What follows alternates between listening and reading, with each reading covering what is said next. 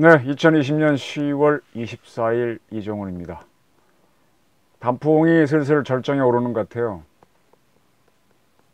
강원도 쪽으로 한번 산행을 갔더니 수종 때문에 그렇지 단풍이 상당히 들었더라고요.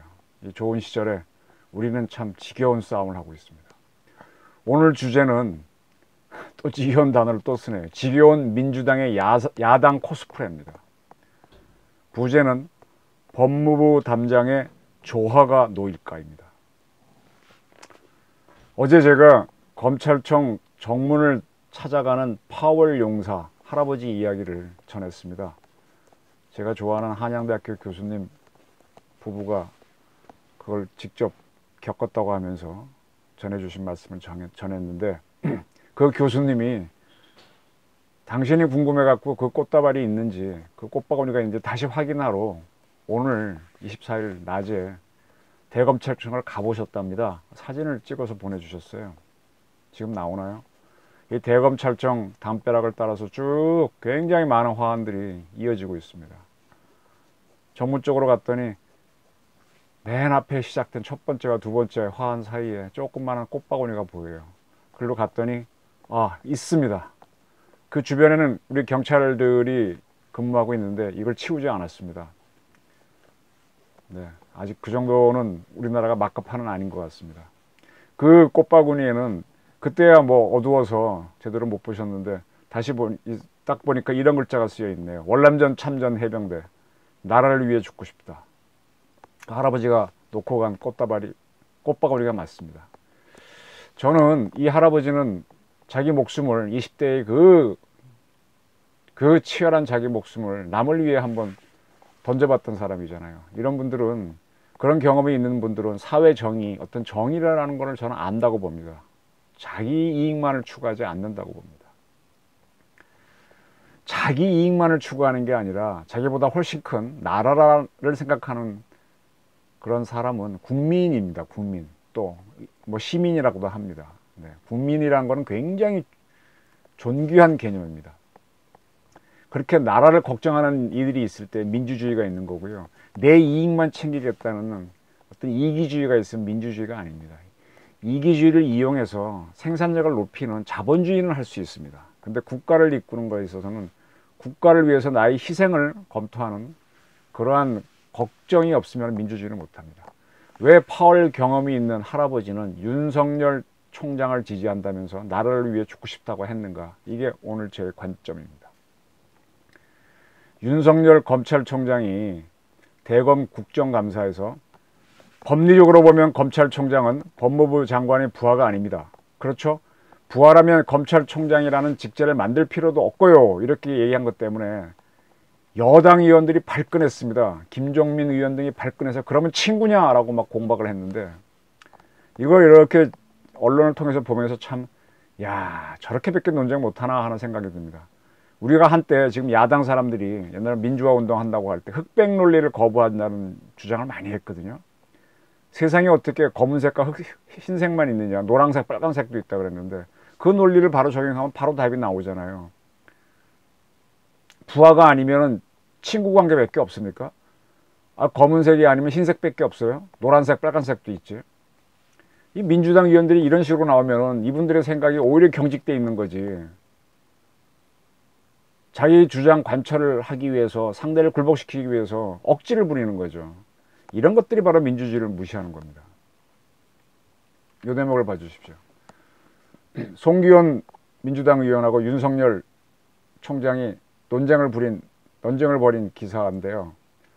윤석열 총장은 60년생입니다. 서울법대 79학번. 송기현 의원은 63년생, 나이가 3년 더 젊죠. 서울법대 82학번, 서울법대 3년 후배입니다. 근데 윤 총장이 사시가 상당히 늦게 됐습니다. 사법연수원 23기고 송기현 의원은 좀 빨리 돼서 5년 빠른 18기입니다. 그리고 송 의원도 검사를 먼저 선배 검사를 했겠죠. 그리고 나서 검사를 하고 끝내고 변호사를 하다가 원주에서 재선 국회의원이 됐습니다. 그리고 뒤늦게 검사가 된 윤석열 씨는 지금까지 검사를 하면서 검찰총장이 됐습니다. 이렇게 서울법대 3년 선후배, 그리고 사법연수원 5년 선후배 관계인 송기현 의원이 대학으로는 선배고 검찰로는 후배인 윤 총장과 논쟁을 벌였습니다. 김종민 의원 등은 젊으니까 아무래도 좀 그렇다고 봤는지 연배가 비슷한 윤 의원이 나와가지고 송 의원이 나와서 논쟁을 했는데, 검사 경험이 있는 그 양반이 했는데, 그걸 이렇게 보고 있으면서 저는 참 딱하다는 생각이 듭니다. 알 거 다 아는 검사 출신 율사가 왜 이러십니까? 네, 뭐 추미애 장관에 대해서 똑같은 전 얘기를 하고 싶어요. 판사 출신이라며, 판사 출신이 법 다 알면서 왜 이러십니까? 이걸 보면서 또 답답했던 게요, 법조인을 떠나서 여당이잖아, 여당. 여당이 행정관료를, 정부 사람을 야단치면 이게 뭐예요? 여당 사람들은 행정관료를 보호해주고 거꾸로 야당이 공박을 해야 되는데 거꾸로 되고 있어요. 여당이 행정관리를 몰아세우고 있으니 정말 한심한 거죠. 이상한 모양이죠. 언제까지 저는 이걸 보면서 민주당이 야당 코스프레를 하고 있다고 보입니다. 이건 권력을 제대로 통제하지 못하고 권력을 펼치지 못하고 자기 뜻을 지금 못하고 있다는 걸로 보여요. 그건 결국은 실력이 없다는 얘기가 되는 겁니다. 다시 이제 이 문제의 핵심으로 돌아가겠습니다. 검찰총장은 법무부 장관의 부하인가 아닌가 문제를 설명을 드리겠습니다. 먼저 부하에 대한 정의부터 할게요. 인터넷 들어가서 부하를 치시고 국어사전 찾아보시면은 사람에게 소속되거나 고용되어 그 사람의 명령에 따르는 사람으로 풀이해놨습니다. 즉 상명하복 관계에 있는 사람이 상사 밑에 있는 부하입니다. 상명하복 관계를 생각하시면 됩니다. 법무부 장관하고 검찰총장이 상명하복 관계에 있느냐 없느냐, 그걸 보시면 된다는 얘기입니다. 근데 평시에 국가 권력은요, 국가 권력이 참 여러 가지가 있잖아요. 다양하지 않습니까? 근데 그 중에 제가 보기에 가장 센 거는 검찰권과 군권입니다. 검찰권 딱 쥐고 있으면요, 유사시 내 정적 마음에 안 드는 사람 다 잡아들일 수 있어요. 수사권하고 기소권 갖고 있으니까. 그 다음에 이 군을 활성화시킬 수 있는 유사시에는 뭐 평시에도 할 수 있습니다. 군을 통해서 잡아들이거나 뭐 무력으로 치면 다 이깁니다. 네. 그리고 자본주의 체제이니까 조세권만 딱 쥐고도요, 세금 걷어들이기 시작하고 뭐 조세 포탈 조사하면 다 나가 떨어집니다.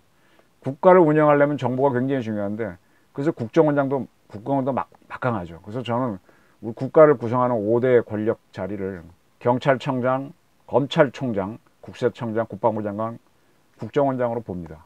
근데 이 중에서도 결국은 평시에는 검찰총장, 유사시에는 국방부 장관이 센 거 아니냐 이렇게 봅니다. 합참의장일 수도 있고요. 검찰권과 군권을 장악하면요, 대통령은 바로 독재자가 될 수 있습니다. 대통령은 또 장관을 두잖아요. 각부 장관들. 법무부 장관을 두는데, 법무부 장관이 검찰총장을 부하로 부린다면 대통령은 검찰을 확 휘어잡을 수 있잖아요. 그럼 마음대로 정적을 잡아대니까 바로 독재를 할 수 있습니다. 대통령은 통수권자죠. 자기 통수권을 대행하기 위해서 국방부 장관을 뒀습니다. 그리고 자기가 총사령관이잖아요. 최고사령관이잖아요. 따라서 그런 무력을 이용해서 정적을 무찌르거나 국민을 무찌르면 바로 독재자가 될 수가 있습니다. 옛날에 킹, 엠페러 같은 군주가 될 수가 있습니다. 북한처럼 병영국가가 될 수가 있는 거죠. 그래서 이 군과 검찰이 대통령한테 바로 속하는 거는 상당히 통제를 해야 됩니다. 이거 우리가 흔히 쓰는 말에 사또라는 말이 있죠. 조선시대 때 지방관을 사또라 그러지 않습니까? 사또가 어디에서 유래했는지 좀 설명을 드릴까요?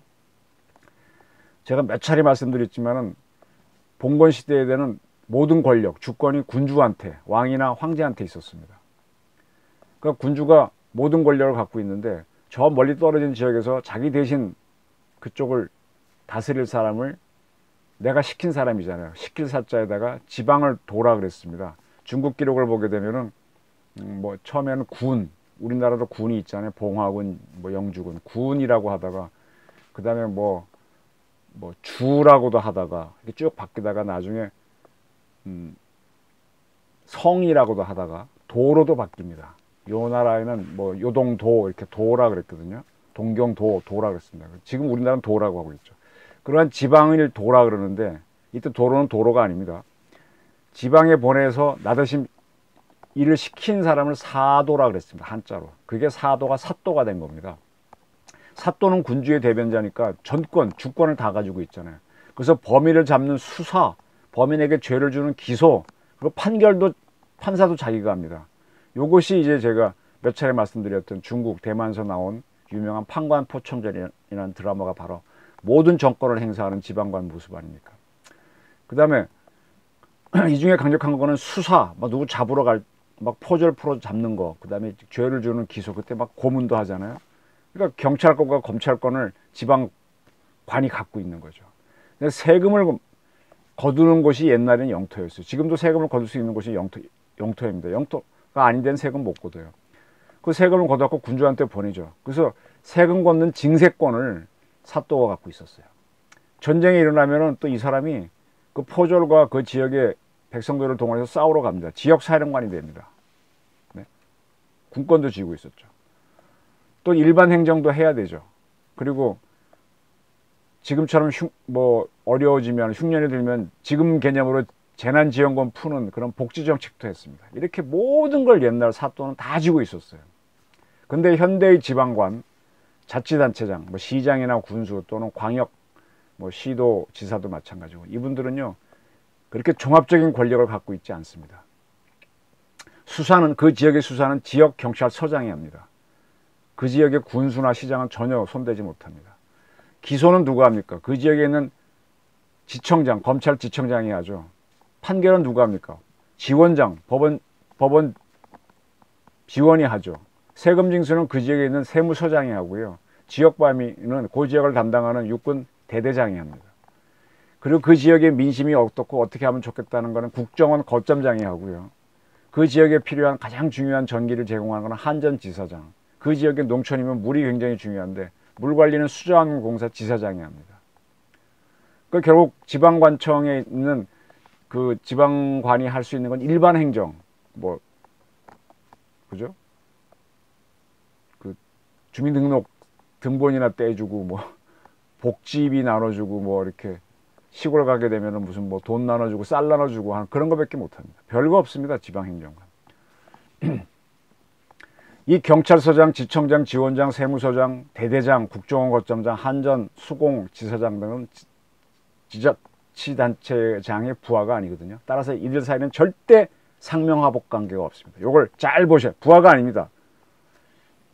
자치단체장의 부하는 자기가 이끄는 그 복지 정도나 하고 일반 행정하는 그러한 공무원밖에 없습니다. 따라서 자치단체장이 무슨 지역 문제를 다루려면 이들을 다 불러갖고 관계자 회의를 열어서 협조를 구해야 돼요.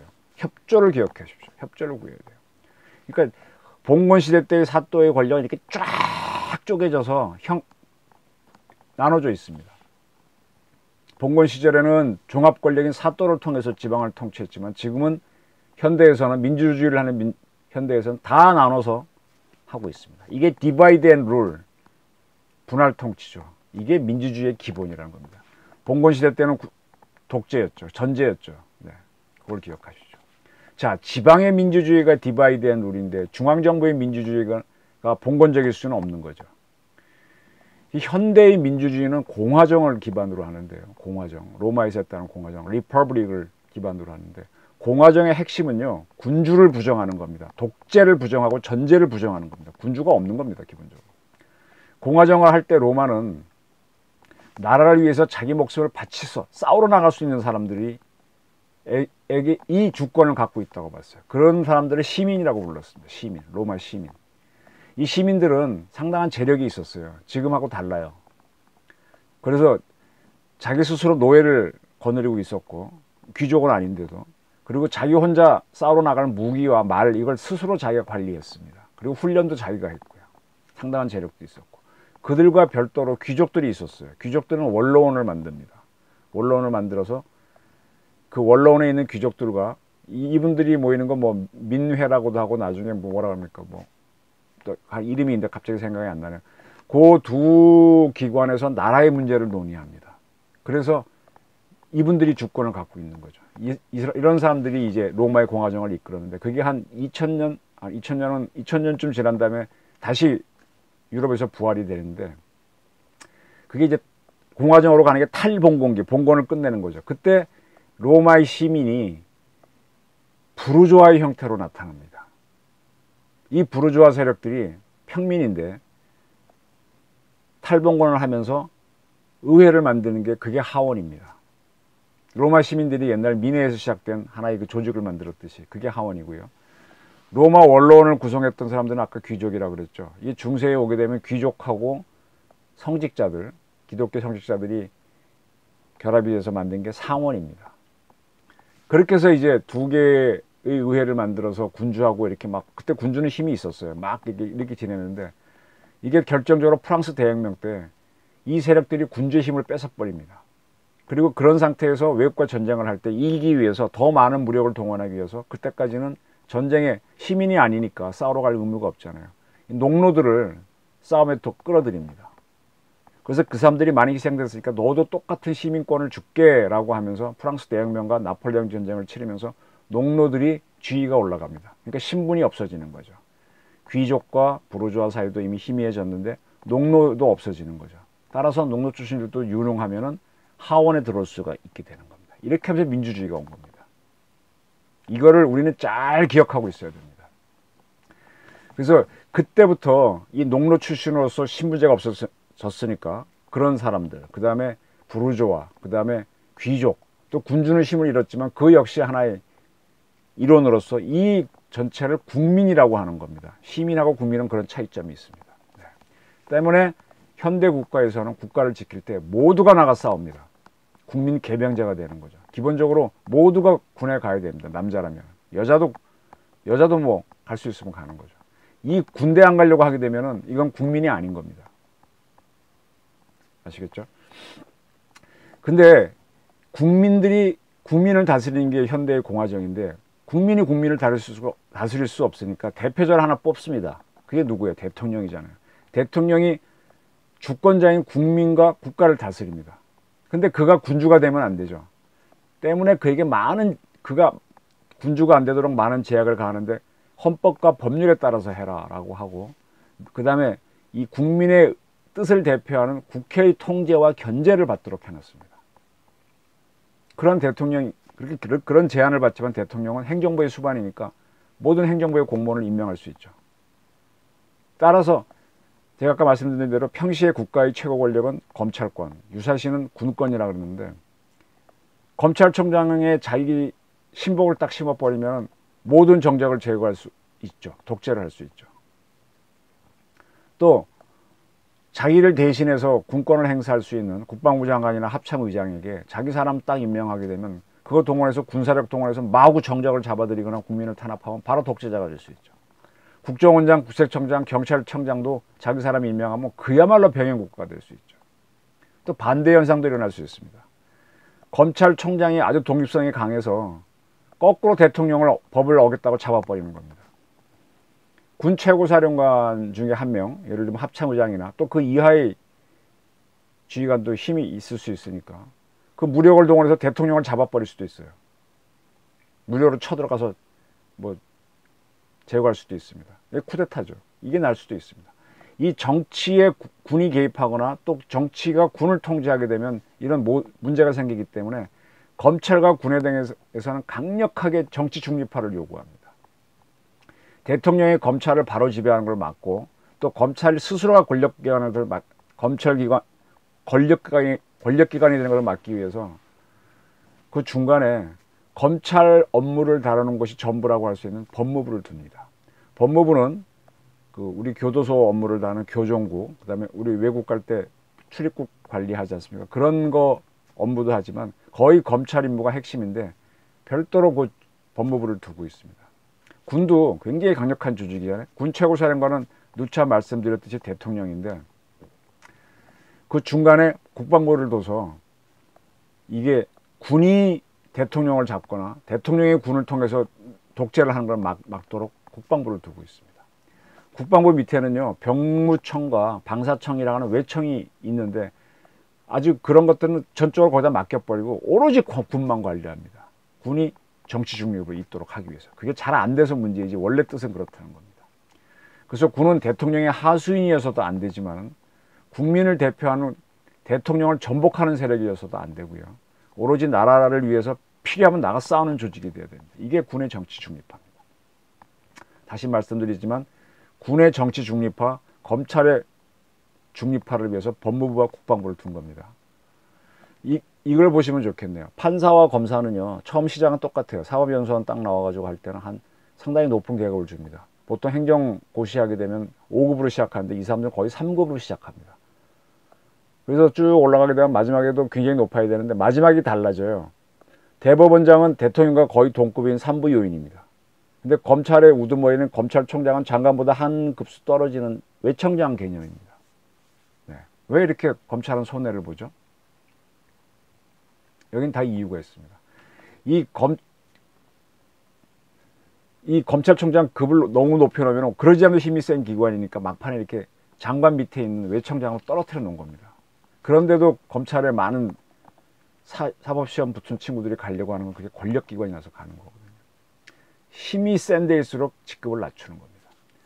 자, 그러한 검찰청이 여러 가지 일을 하는데 하나는 검찰 고유의 임무, 기소하고 수사하는 거 하죠. 그거 말고 뭐 합니까?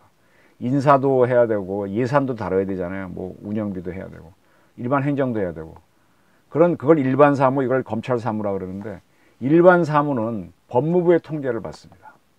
근데 검찰 독립, 정치 중립을 위해서 검찰 사무만은 검찰이 독립적으로 움직입니다. 그래서 검찰청을 법무부 산하이긴 하지만 외청으로 빼놓은 겁니다.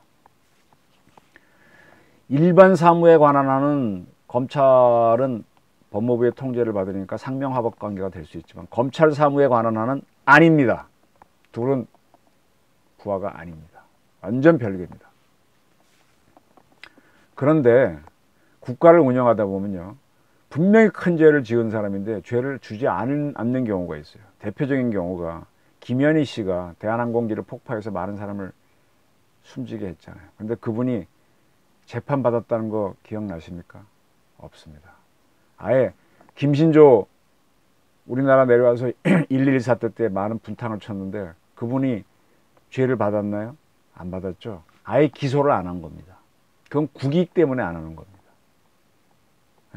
그래서 국익에 의해서 기소를 안 할 필요도 있을 때는 검찰이 우리 법대로 하겠다, 기소해야 된다 그러면 또 그것도 안 되잖아요. 그래서 가끔은 검찰을 대통령이나 법무부 장관을 통해서 이렇게 통제를 해서 협조를 받아냅니다. 그리고 검찰도 조직이니까 그 안에서 부정부패가 나오죠. 자기네가 대통령을 붙잡기 위해서 막 이렇게 쿠데타 같은 거 일으키는 그런 거 범죄잖아요. 돈도 띄어먹을 수 있고. 그런 것들을 조사할 필요가 있을 때는 대통령이나 법무부 장관이 검찰을 직접 다뤄야 되잖아요. 그걸 하기 위해서 수사지휘권을 넣어놓은 겁니다. 검찰이 하는 고유의 임무에 대해서 감나라 배나라 하기 위한 게 아니라 국익 차원에서 다룰 큰 문제, 검찰을 내부의 부정부패 문제를 다루기 위해서 수사지휘권을 넣어놓은 건데 이걸 남발하고 있는 게 누구냐? 자기 필요한 대로 써먹는 게 누구냐? 추미애라고 하는 법무부 장관입니다. 그리고 그걸 시킨 거가 누구냐? 간접적으로 시켰겠지만 문재인이라고 하는 대통령입니다. 그러니까 이 정부가 문제가 있다는 거죠. 검찰에 정치 중립 의무를 부과했음에도 법무부 장관에게 수사지휘권을 준 거는 아까 말한 대로 검찰의 부정부패 문제하고 그다음에 국익 차원에서 기소를 결정하는 문제, 그런 것 때문이거든요. 법무부 장관이 검사를 지휘하면 차라리 검찰총장이 돼야죠. 그러려면 검찰부를 두면 돼요. 법무부가 필요 없어요. 그렇게 되면 검찰부를 바로 대통령이 지휘하니까 검찰 독재 국가가 되니까 이건 민주주의에 위반하는 거죠. 그러니까 검찰부를 안 둔 게 바로 그런 건데 사실상 지금 검찰부 장관 역할을 하는 게 추미애 장관이죠. 그러니까 추 장관은 민주주의에 도전하고 있는 겁니다. 검찰 인사도요. 검찰 인사를 대통령 인사권자라고 자기 마음대로 하게 되면은 당연히 검찰이 대통령의 예속이 되죠. 그래서 검찰의 독립을 시키려면 인사도 독립해야 되거든요. 근데 인사권자는 누가 뭐래도 대통령이 맞잖아요. 그걸 대신한 게 법무부 장관이 맞잖아요. 그래서 인사를 법무부 장관을 통해서 대통령이 하더라도 누가 진급을 시켜야 될지를 결정하는 거는 검찰총장이 하도록 검찰청 인사법인가에 검찰총장과 협의하여 법무부 장관이 대통령이 임명한다 이렇게 되어 있습니다. 협의란 걸 넣어놓은 겁니다. 그거 협의란 단어를 넣은 것도 이 민주당 세력이 야당을 할 때 검찰의 정치 중립을 위해서 집어넣은 겁니다.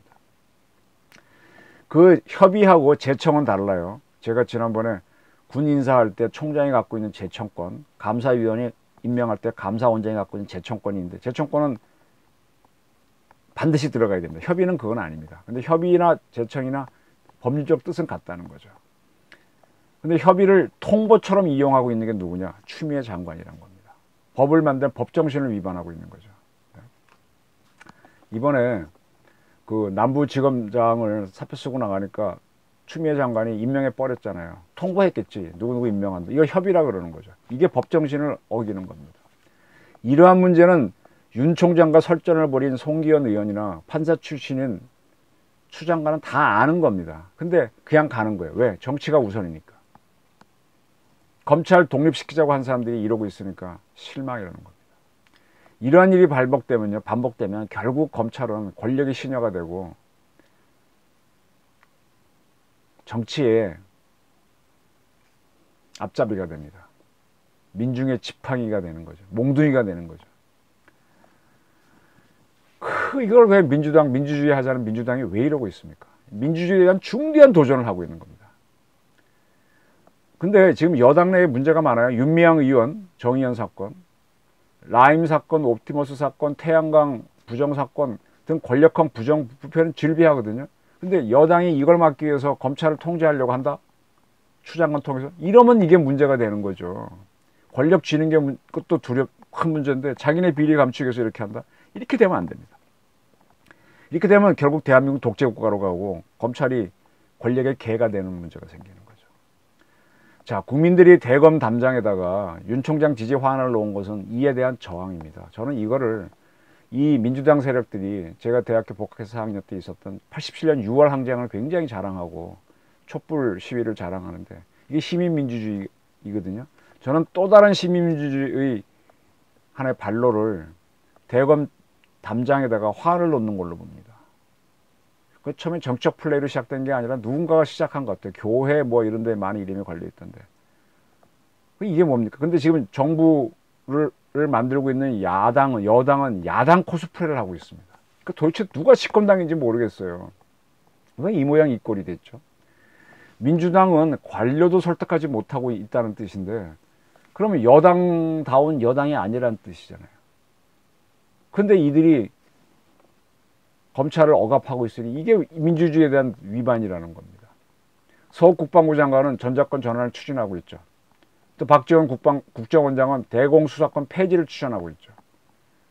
이렇게 국익과 위반되는 행동을 하고 있으니까 관료들이 안 따라가려고 하는 겁니다. 면전에서는 이해하지만 돌아서면 아니요 하는 면종복배를 하고 있으니까 안 맞으니까 이렇게 그중에 책임자가 저항을 하게 되면 빠그라지는 소리가 나면서 여당이 야당 노릇하는 코스프레가 반복되는 거죠. 헌법과 법률을 어기는 것은 바로 문 대통령을 필두로 한 현 정부 세력입니다. 그래서 민중들이 일어나는 모습을 보이고 있어요. 지금 뭡니까? 지금 한두 가지가 아니지 않습니까? 남을 위해 목숨을 걸어봤던 파월 용사 할아버지가 자기의 뜻을 적은 나라를 위해 죽고 싶다. 그런 리본을 붙인 꽃바구니를 대검 정문 앞에 놓고 간 거는 대한민국의 대한민국의 민주주의가 폭풍 전야에 왔다는 뜻입니다.